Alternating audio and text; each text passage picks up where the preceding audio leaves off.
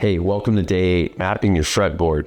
Today's gonna be pretty heavy in scale theory, so be ready to listen. You're probably going to have to go back and forth and rewatch this a couple of times, but I promise you it's gonna be worth it, okay? This is gonna be important to you to be able to go beyond the first position and sometimes second position that I've mainly kept you in thus far. It's gonna really get you exploring all the way up the fretboard and understanding how scales are going to lock in and how you're able to connect chords with those, okay? So let's quickly touch upon what we're going to talk about today. So we're going to talk about unlocking this fretboard, all right? We're going to talk about converting notes into scales, and then eventually, or notes from scales, I'm sorry, so notes, scales, and then scale to chord, and get you connecting there. Then I'm going to teach you a new practice song. It's going to really kind of drive that point home with a 2x2 method that I'm going to teach you on how to determine octaves of notes, okay? So without further ado, let's just dive right in. All right, so let's get started by taking a look at something that we've already discussed before, and that's a C major scale. Do you remember when I introduced you to a C major scale? We talked about the scale itself, the fact there's 7 notes that are within it.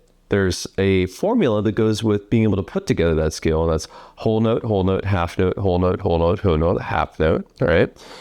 So let's bring a new term to discuss when we talk about scales, and then I'm going to show you some things that you can use to apply to any scale that you learn moving forward. And it's really going to help you to start to quickly navigate those scales and eventually move those notes to chords and know where basically a chord shape can be applied anywhere across the fretboard, okay?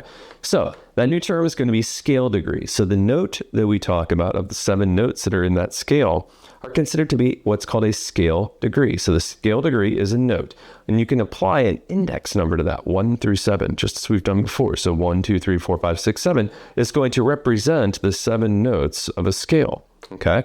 So here's the best part that you can apply to any scale that you run into.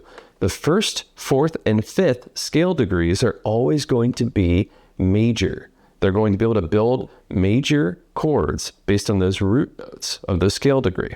So the 1st, 4th, and 5th is always going to be able to be converted to a major chord, with the 2nd, 3rd, and 6th being something that can be converted to a minor.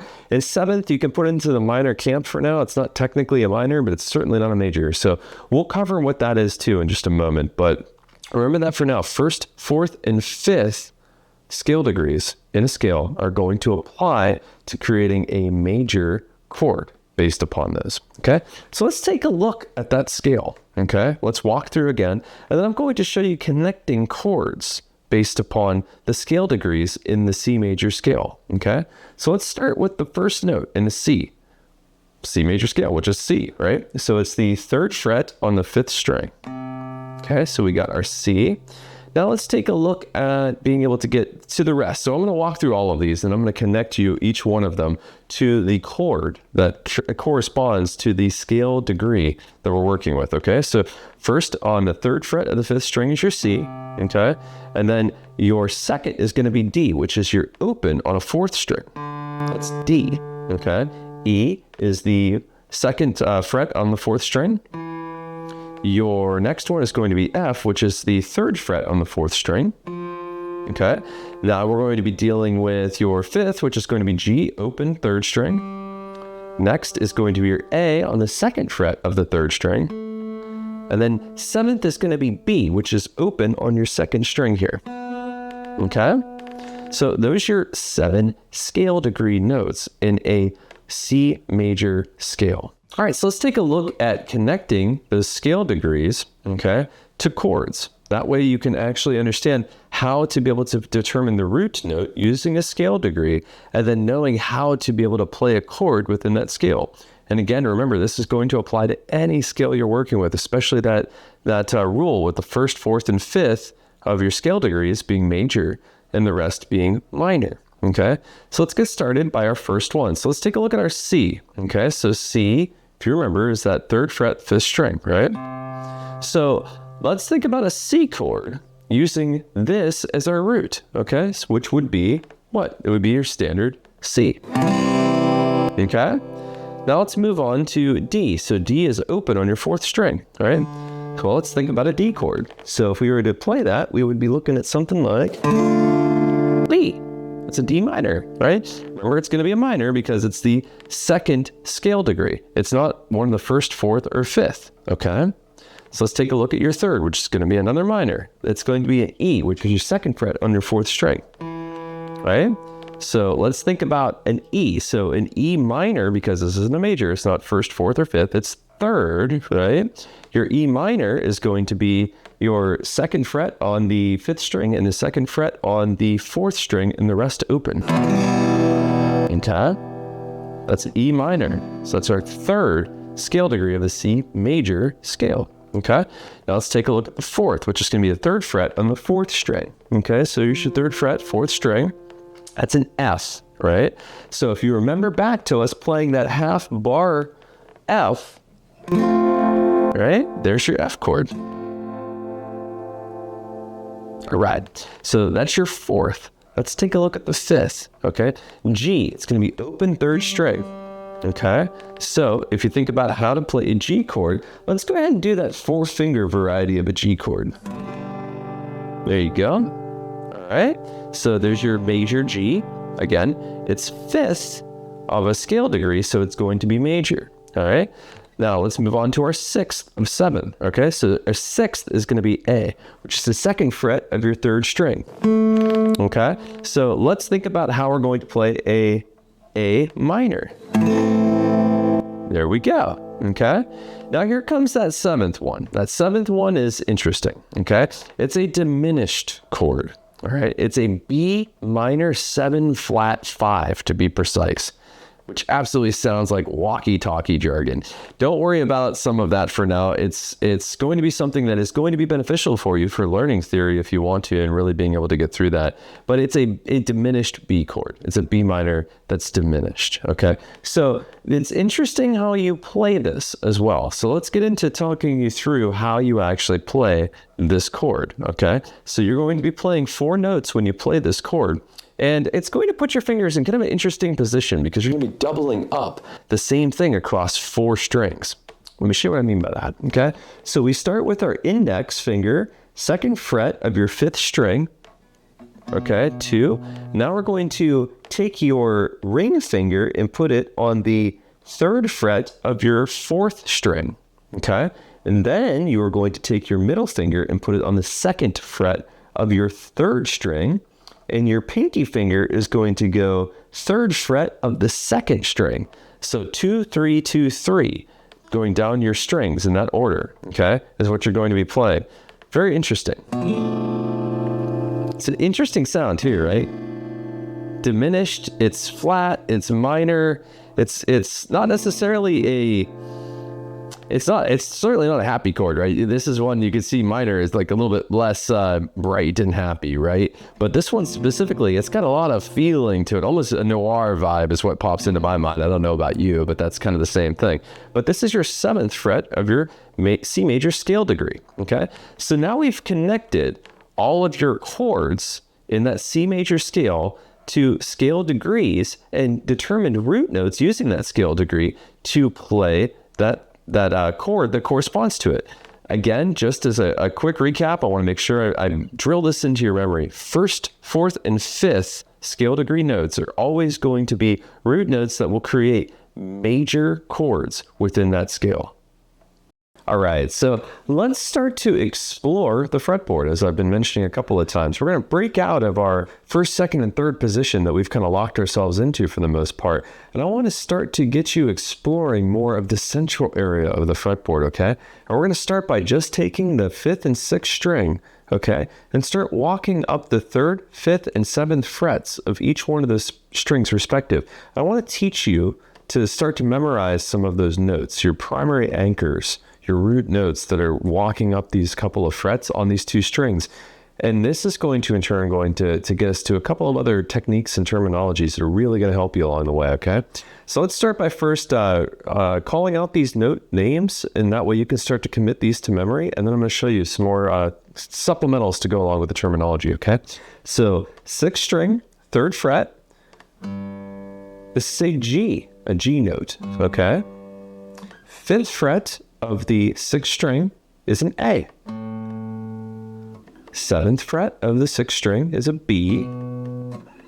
Walk up 1 string. The 5th string, okay, so 3rd fret, 5th string, C. Next, we have 5th fret of the 5th string, which is a D, and the 7th fret of the 5th string, which is a E.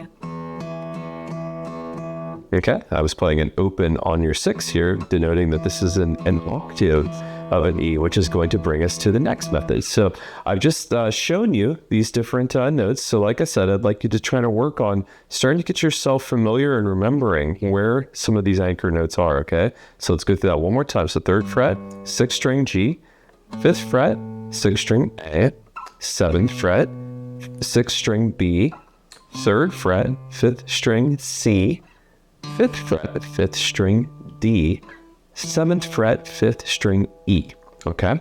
Now, I'm going to teach you a method to be able to determine where an octave is of these root notes at any given time. So as you're playing and you're in a key, right, of a specific value, of a key, of a scale, or a chord progression, or anything that you're working with, okay? I want you to start to understand how you can kind of easily navigate to staying within that key as you're playing chords, and potentially even just playing notes and soloing if you get into doing some of that. This method of what's called 2x2 is going to really help you to understand when you're finding different octaves of a note. So remember, an octave is going to be something along the lines of being able to, you know how you have your low E on your 6th string and the 1st string is your high E? Well, these are technically octaves. Now, they're spread further than a single octave. They're multi-octave apart from one another, okay? But this is an example of an octave of a key, okay? So your higher and lower octaves are going to help you to understand what notes are going to work best together, okay? So this 2x2 method is really easy, and it applies to anywhere on the fretboard. So this is definitely going to be one you're going to want to commit to your memory bank, okay? Which is why I want you to remember these notes, because it's going to help you anchor in the majority of the notes that you have available to you in the central part of your neck. And obviously you can continue on down the strings to find this, okay? So let's go back and show you an example of what I'm talking about when I say 2x2 for finding an octave, okay? So we're going to take our 6th string, and our 3rd fret of our 6th string that I just taught you is a G, okay? So we're going to take the 3rd fret of the 6th string, which is a G, and we are going to place our finger here, okay? And then we're going to visualize doing this, and I'll obviously show you on the actual guitar here, but we're going to walk up 2 strings from this 3rd fret, which would put me at the 3rd fret on the 4th string, okay? Then we're going to walk down the fretboard 2 frets to the 5th fret of the 4th string. So because of the fact that we're starting, okay, at the 3rd fret of our 6th string, we are going to move 2 strings up at that 3rd fret mark and 2 frets up the fretboard on that string that we're on, which happens to be 4 at this point, to the 5th fret, okay? Now we are going to play these two notes. We're just going to play them separate. I'm not going to try to strum them together. So on the 6th string, I'm going to play the 3rd fret, which is that G, okay? Now I'm going to play the 5th fret on the 4th string. This is an octave of G. This is a G note as well, okay? So low G, high G, okay? Now if we move up to the 5th fret on the 6th string, your A, and you go use the same exact methodology, walk up 2 strings, which will put you to the 4th string, and walk over 2 frets, which is going to put you onto the 7th fret on the 4th string. Okay, so we'll strum the 5th fret of the 6th string, which is your A. Now, if we strum that 7th fret of your 4th string, this is also an A. Get it? 2 up, 2 over, 2 by 2. Now, if you walk the 3rd, 5th, and 7th fret of the 6th string respective, so this is going to put your index finger, right, on the 3rd, 5th, and 7th frets on the 6th string, and your pinky finger on the 5th, 7th, and 9th fret of the 4th string. We now are finding the octaves of the G, A, and B note, Okay. Now, if you walk up one string to your fifth string and you apply the same method, third, fifth, and seventh fret to make your C, D, and E notes, right? You can do the exact same thing. Now, your pinky is going to be on the fifth, seventh, and ninth fret of the third string.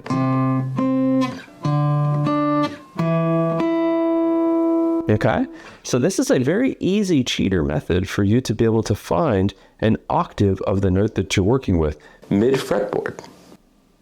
Okay, so let's take that 2x2 method we just learned about, and let's take a look at being able to apply that to a new exercise song that I'm going to introduce you to. Okay, so it's going to be real easy. As you just played, right? Your 3, 5, 5, 7, 7, 9, up and down. Both of these sets of strings, okay, are going to give you what you need to be able to have that 2x2 method to be able to walk 3, 5, and 7 respectively. So all we're going to do is we're going to play these in a series, okay, to be able to really kind of cement these in for these octaves so that you understand where they're at, you remember where they're going to be, okay, and you just kind of get accustomed to doing this. And I'm not gonna lie, I think this might actually be a good exercise for you as well, to be able to have this pinky being used in this way, especially for like spreading it out a little bit further away from your fingers. It's going to help to start to get you into being able to have some good core structure when it comes to your finger placement. Okay, so let's get started with the song. So like I said, pretty straightforward. We're going to start off by putting our index finger on the third fret of the sixth string and our pinky finger on the fifth fret of the fourth string. Okay, and you're going to start off by just going like this. And I'm going to have you do this twice, 2 quarter notes basically. Okay? Then you're going to step up to 5 and 7 respective. Playing that twice. Then you're going to move up. So the first half of the song is just playing each one of these progressions twice, okay?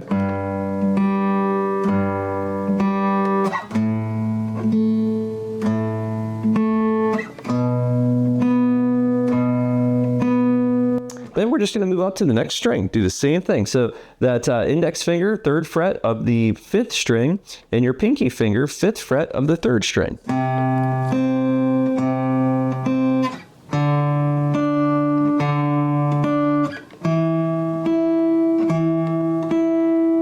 That's the song. I just want you to play through that and just use it as an exercise. I get that it might not be maybe as fun to play as some of the other songs that we've been working with, especially with chord progressions and such. But I promise you, this is a really good thing to be able to commit to your memory. This 2x2 method is really going to help you, especially if you start getting into soloing, to understand where your octaves are going to be at. So definitely work this into your exercise routine as you kind of work through some of your other exercises that I've given you from previous days. There you have it. Day 8's wrapped. We've explored a little bit of the fundamentals of unlocking your fretboard. We've taken a look at dissecting some of those scales and introducing some new concepts in that light. We also showed you that 2x2 method to be able to understand where octaves are. That's going to be so incredibly vital for you, especially when you start exploring, if you do, getting into solos and such. It really helps to understand what key, what octave you're in, and what you have available to you given the scale position that you're at. Okay, so all of this is vital to be able to continue to move on through your music journey. The next couple of days, I'm going to still obviously build upon this a little bit more for you, but as you progress beyond this beginner's course, these things are going to be vital. So please replay this a few times if you need. Really take note of how to look at those root notes and what they mean and what position of those notes are going to open up what chords for you. Okay, so like always, thanks for all the hard work. Fantastic job. I'm super proud of you. Make sure you're still having fun, even if your head wants to explode by talking through some of this theory. And please, I can't wait to see you on the next day.